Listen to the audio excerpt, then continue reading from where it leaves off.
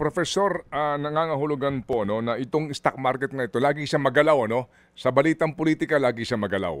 Pero dito ho ngayon magdidepende ang hindi lang stock market pati po yung pananaw ng mga mamumuhunan sa atin sa magiging galaw ng gobyernong Marcos sa mangyayaring inaasahan ng mga ingay at protesta dito. Ganun po yun ang kanilang binabantayan. How will the Marcos administration manage ito pong political noise na ito? Tama po yun. Marami na po, hindi lamang po ang mga mamumuhunan sa Pilipinas ang nagmamasid, kundi pati yung mga foreign investors sa labas ng ating bansa, binamasdan din, binabantayan kung ano ang mangyayari sa Pilipinas. Pero sa ngayon, hindi naman po ganun kagalaw ang ating kabuhayan dahil po sa political uncertainty.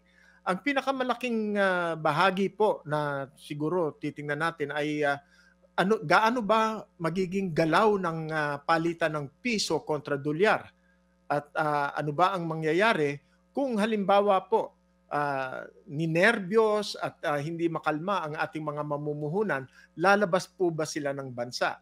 Makikita natin yan unang-una sa stock market. Pero maski sa Amerika, magalaw din po ang stock market ng Amerika ngayon. Hindi naman po dahil sa political uncertainty nila, kundi yung mga taripa na ipinapataw ng pamahalaang Trump sa mga karatig bayan na kanilang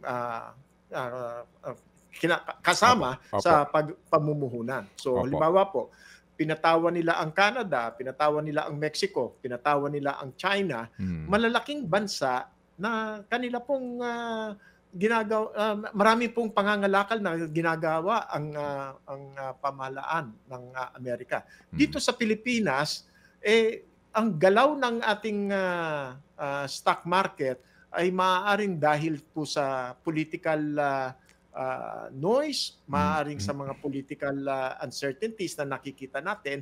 Pero sapat ba ito para sumadsad ang kabuhayan ng Pilipinas? Sa akin pong palagay, hindi po. Okay. Maaari lamang maging maingay, maraming alingas-ngas, pero sa kabuuan, ang kabuhayan ng Pilipinas ay hindi lamang po dahil sa hinuli ang dating presidente, kundi dahil po sa mga fundamental na mga factors tulad po ng interest rate, tulad po ng palitan sa piso kontra dolyar, katulad po ng unemployment, katulad po ng inflation. Yun po ang malalaking mga issues na binabantayan ng mga namumuhunan sa Pilipinas. Kasama na po dyan ang political stability po ng bansa.